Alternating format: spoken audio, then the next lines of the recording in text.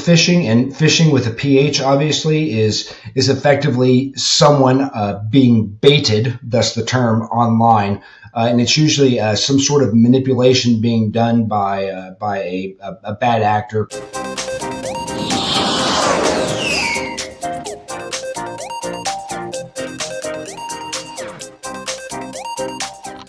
Welcome back to Tech4UsAll, the podcast that makes technology simple and approachable, making sense out of what we commonly feel are technology, let me start it again.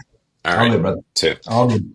All right. Welcome to Tech4UsAll, the podcast that makes technology simple, approachable, and understandable. Whether you're tech adverse, anxious about technology, or just hesitant to embrace it, we're here to help show you how technology isn't as daunting as it's made out to be. As a matter of fact, in each episode, we're going to unpack everyday technologies, things that you experience in your everyday life with experts from around the world, breaking it down into plain English to help you feel confident and in control when you're using technology.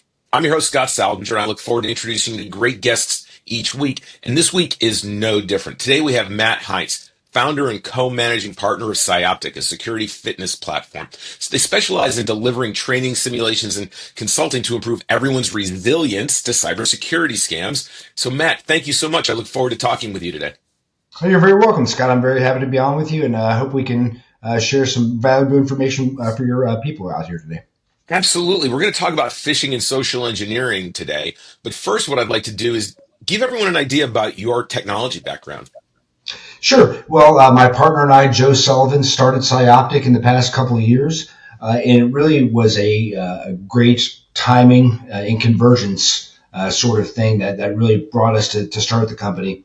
He has a background as a CIO and a CTO, so very technical, knows all the bells and whistles, ones and zeros that go into cybersecurity. My background is more on the Department of Defense side, working in the Air Force for over 22 years in both the cyberspace and intelligence fields. So that's really where we came to start PsyOptik, to help people get more resilient when it comes to cyberspace. Yeah. Now, let me ask you this. I'm always curious to get people's opinions. Why do you think that the average everyday person who doesn't necessarily work in technology tend to be a little on the technology resilience or resistance side? What do you think causes that? Sure, I think you might get 10 different answers if you ask 10 different peoples, but I think it's primarily two separate items. One is just the absolute fear of the unknown, and it goes into the second point. But when you talk about, okay, I don't know how this works, I don't know what's going on with technology right now, so not knowing something like that, we had a former U.S. Secretary of Defense talked about not knowing what you don't know is what causes a lot of fear, and that leads into the second one, which is the constant evolution of cyberspace as a domain, as a field, as an industry. Is things are advancing so rapidly, you find that even pretty strong, I won't say experts, but people who know a lot about this field, including you and me, we struggle to keep up because we think we get a certification or we learn something. Well, all of a sudden it's changed, and we'll get into some things that contribute to that. But those are the two big reasons why I think that people are, for lack of a better word, scared of what's going on out there. Yeah, no, I agree with you. We're going to talk a little bit about phishing and social engineering, which is kind of your sweet spot. Can you explain it in kind of layman's terms so that everyone watching can get an idea of what phishing, social engineering, those types of adversarial technology issues are all about? Sure. I'll start with phishing, and phishing with a PH obviously is effectively someone being baited, thus the term, online, and it's usually some sort of manipulation being done by a bad actor we call them cyber gangs. We call them bad guys, and they range from everyone from a guy sitting on his computer in the Midwest trying to scam you out of some money, from someone in North Korea working for the government trying to hack into whatever. But that's phishing in a nutshell, and it has a couple different perspectives. The first of which is what we traditionally refer to as bulk phishing. And when I talk about bulk phishing, that really talks about And the example I use, because most people of your and I's age are familiar with it, is the Nigerian prince email you might get saying, "Hey, I'm stuck here in Nigeria, waiting on my kingdom to pass on these riches to me. Send me some money, and then I'll send you a gold bullions or what have you." But what we've seen, and there are several things that help this along. We see a recent transition from bulk phishing to what we refer to as spear phishing. And spear phishing, as you might imagine, is instead of throwing dynamite in the water, getting back to the fishing picture in your head, you're throwing a spear. You're throwing something very targeted at an individual or a set of individuals who might have a unique exposure. So that's phishing, and there's a little bit more to it than just that, but that's it for the most part. Then we get into social engineering. And social engineering is effectively a bad guy, again, online, cyber gangs, what have you, using what they can find out about you against you. And the common examples, my partner Joe Sullivan came up with the phrase that I think is very fitting: is what in the world does the world know about you? So it's simply just Googling your name. I Google Matt Hince, I Google Scott Saldinger, and I find out so much about it. And that could be from just articles written about me, what family members have posted about me, not just what you've posted about yourself on whatever social media platform of your choosing is, but again, what a family member may have posted about you. So how is that information being used against you? For instance, how is my background playing hockey in college being used against me? And again, it gets more specific and more relevant to that, but that's that sort of thing that someone might be able to find out. So when you talk about phishing and social engineering, I think that's a pretty rough, layman's, as you put it, way to break it down. So let's take the two of them for a second here. And what would be if I, was someone using technology today, whether it's a mobile device and I use text messaging or I just, I have email. What are a couple of basic red flags if something comes my way that I would suspect might be phishing? What would be an obvious phish? Sure, I'd say that I'll bring up three examples, and it's kind of the things that attackers might use to possibly uh, to take advantage of you. First is if you're not expecting it, and that can be one of two ways. One is the a too good to be true, and you get that Amazon gift card email saying, "Hey, you've won $100. Click here to verify your bank details," that sort of thing. But the opposite side of that, think of a carrot and a stick, is you get that email saying from the IRS, for instance, saying, "Hey, your taxes are 2 years past due. Pay this amount. Download this attachment. Contact us here." And the bad guys are really getting more sophisticated. And one thing I'll mention here in a second goes into that. But the bad guys are getting more sophisticated because they're not just a bulk phishing attempt that goes out to 100,000 people. But the point I was going to bring up about just attacker sophistication and how we look at that is they try to take advantage of our sense of urgency. So to whatever extent they can create that sense of urgency to make us click on that, and again place any sort of fear in our minds. And that's kind of what PsyOptik does with a lot of our clients, be they of a business or an individual nature, is helping people understand and identify how their personality, their psychological profile might factor into those vulnerabilities, because again, those are taken advantage of certainly by the bad guys. So if I were to ever just get something that, a text message that says, "Hi Scott, how are you?" but I don't know the number, or I get an email that may look official, what is the first reaction I should have? First reaction is, if you don't, hey, it's not valid. And again, you think about it, you may, well, a lot of times, let's say your information is out there online somewhere, be it the dark web or from a data breach or what have you. So the bad guy finds out your email address and your mobile phone number. A lot of times what will happen is, in the past, you could ignore it and you delete it, report as junk, which we obviously advise is good tactic. But if an attacker can get both those information, a lot of times they'll send you an email and then shortly follow it up with a text message. And a lot of times, depending on what type of smartphone you use, it correlates the two, so it might identify that person as being a potential known contact. But at the end of the day, you see that text message saying, "Hey, Scott, I wanted to follow up on our phone call from last week," or that email that says, something to that effect, or something similar. Always a good idea. Report as spam, delete it, and report as junk. The issue that we also face when we talk about getting back to what in the world knows about you is we're not out there to scare the bejesus out of people.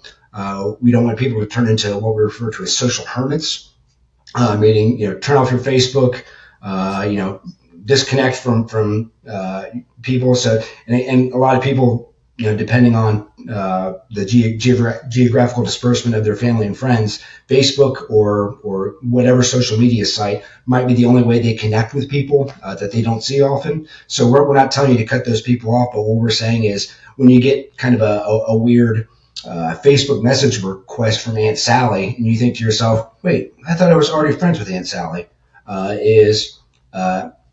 the end of the day, ignore it. Aunt Sally will send you a text or give you a call, right? Or B, investigate it and make sure that it's not something that's bogus. Because it's one of those things that a lot of the clients we work with and a lot of the cases you see with people who are taken advantage of is they'll report back and they'll think back to what happened and they'll go, "You know what? I thought something was wrong with that," and in spite of that kind of thing in their brain that said, "Hey, this isn't right," they went ahead and clicked on it. They went ahead and sent money to someone they shouldn't, and it ended up costing them in the long run. So, I mean, I think, would it be safe to say that for the, if you receive something that you might think is suspicious, you should absolutely make the first assumption that is likely is suspicious? Absolutely, that's absolutely correct. I'm trying to think the expression. Trust but verify is one you often hear in a lot of circles, depending on the environment. But trust but verify is always always the way to go. With one thing to keep in mind is a lot of these, especially depending on your demographic or your situation, your living situation. A lot of these con artists, these bad guys, these cyber gangs are in it for the long run. There's a pretty common term out there nowadays called pig butchering scams. And what that refers to, pig butchering is a bad guy literally trying to fatten up a pig, you, the victim, that is, in order to get them to send lots of money. So a lot of times these start out by saying, "Hey, I really just want to get to know you," and it seems really innocent, and you think it's totally legit. And then they say, "Oh, by the way, I need help, getting my car paid for the month. Send me a couple $100." And then, a couple $100,000 later, well, you are effectively that pig who's been butchered and taken for lots of money. And it happens regretfully all the time, to the tune of, depending on the year and the source, you're talking $12 billion in terms of these attacks and how much people are being taken for. Yeah, I've received those texts myself, and they can get pretty aggressive. They want to create that familiarity, like they know you. They want to get to know you. Why would someone I don't know want to suddenly get to know me? I have no idea. But if you're, if you live alone, if you don't have many friends, you really should be thinking about why. Like asking the question, why would somebody be doing this? What are some ways that people might become more comfortable with identifying or realizing that these things are going on in their lives? Sure. The first and foremost, I go right to what I think is a legitimate source, and that is the FBI, the Federal Bureau of Investigations. They run a site called IC3. That's India Charlie 3.gov, and that site literally is their effort to keep people informed of what's going on, because the old expression, knowledge is power, I think is very fitting when you talk about cyberspace. And then the second thing I'd suggest is, again, when you talk about people who are otherwise maybe lonely, that they don't have a lot of face to face, not when I say physical contact, I don't mean physical contact. I mean talking to people in the same room. A lot of times, what happens is they'll fall for a scam, or something bad happens, and frankly, they're too embarrassed to admit it. So whatever gets you talking, we go into a lot of community activity centers, churches, other places, and we tell people, hey, you're going to have stories potentially about yourself, potentially about a friend or a family member. Don't be afraid to talk about this stuff, because the more you don't talk about this stuff, the more it empowers these bad guys to keep doing what they're doing and or advance their tactics. Oh, that exactly. And that's why we're talking about it today. I mean, this is something where it's the same as identity theft. You're going to feel embarrassed. You're going to feel, victimized. But if you just keep it in and not share what you learned about that experience with other people, you're not going to help protect those around you that probably matter something to you. And these are things that unfortunately are more prevalent these days than not, for sure. Um, how How can embracing the ideas around identifying phishing and social engineering help improve a user's life actually, by helping them to avoid issues? Sure, I think it just makes you comfortable in what you're doing online. So it's one of those where you, in the past, if you questioned a lot of the things you're doing online, and hey, is this safe? Keeping in mind that there are some very nefarious places to go online. A lot of times people don't even know they're doing it. Sometimes they're knowingly doing it, for sure. But it helps you be more comfortable online when you're dealing with someone, especially someone that as opposed to someone, hey, I think I know this person. That's where you get in trouble, is when you say to yourself, I feel like I know this person well enough to trust them. It's getting you from that I think to I know, which is a very kind of a big, call it a Maginot line of sorts of crossing, to make sure that you're doing everything in your power to protect yourself, or in the fact of the Maginot line, not crossing it to make sure you're protecting yourself. And then again, you being able, as a person, to understand and adapt and behave as you should online when you see these types of things coming at you, is being able to share that information with your family, with your friends. One of the things we do at PsyOptik is we have kind of we talk about a family secret phrase. So if Grandpa Joe gets a worried phone call from his grandson Timmy, saying, hey, I'm stuck in Mexico, and they put me in jail and they need $1,000 bail money to get me out, is being able to recognize, okay, what's, the secret code in our family is trophy, or something, something that wouldn't be otherwise known. Hey, it's being able to protect it, because as crazy as that sounds, is if that person has any presence online, especially using their voice, that can be easily mimicked by the bad guys, especially if they're posting online where they're going, where they've been. That thing, they become very believable, and we see it, frankly, all the time. So creating those types of protections and understanding what's out there and how you can otherwise protect yourself. Great, great. So kind of put a bow on it. Let me make sure I understand this, is trying to be as lay individual as I can. If I was walking down the street and someone came up to me and shook my head and said, "Hi, Scott," but I didn't know them, I should not trust them. Is that Uh, is that kind of a good analogy for when I get one of those messages where someone is trying to impersonate someone that I may know? Sure, unless you're making your debut performance on Good Morning America, and they'll pick you out of a crowd. I would say that's probably the case. Is treat everyone like a stranger. I want, again, not wanting you or any of the people listening or watching this to become, to back away and say I'm just canceling my internet connection, right? But treating it as a stranger, not necessarily as an enemy, but treating it as a stranger, and acting results. So again, if you see that one come out of the blue, hey, I'm going to ignore that. I'm going to report it as spam.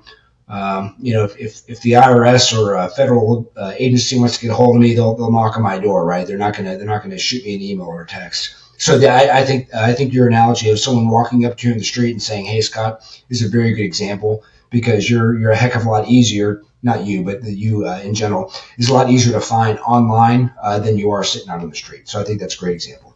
Yeah. Now, if I get something that looks really personalized from someone that I've previously known or trusted, but I'm not entirely sure, verify, right? Reach out, right? Is that Absolutely.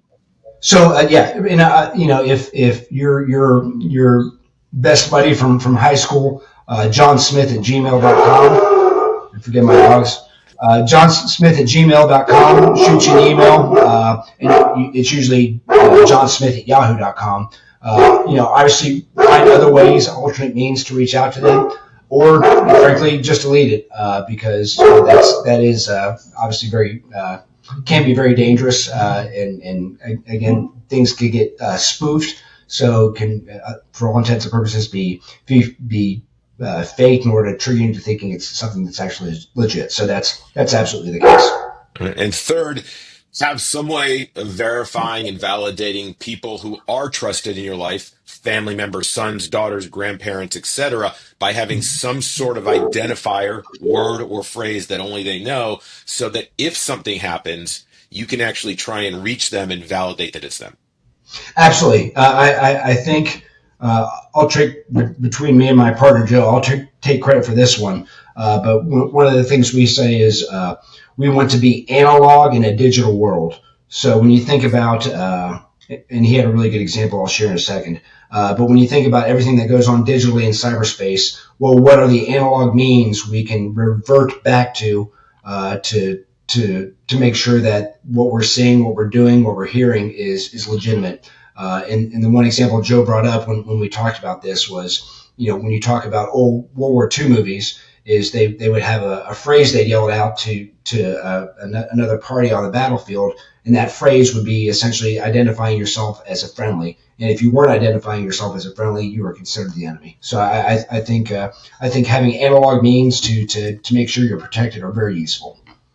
Those are really great tips. I mean, everyone, we've got three really good ways to help protect yourself that are not overly technical, real simple, but can get you started in becoming more fluent in what's going on around phishing and social engineering, as well as help to protect yourself. So, Matt, I thank you so much for joining me here. Everybody, come back, please. And every week, we're going to have more technology experts talking about ways that you can identify technology concerns that you might have, or fears of technology, or anxiety with technology, and then overcome them as well. Because it's important that technology is part of our everyday life, and the more comfortable you get with using it, but the greater you understand it, the better it serves you. So, Matt, thanks so much for joining. Everybody, thanks for listening. You're very welcome. Absolutely. We'll talk soon, and thanks everyone. Come back. We'll be back next week.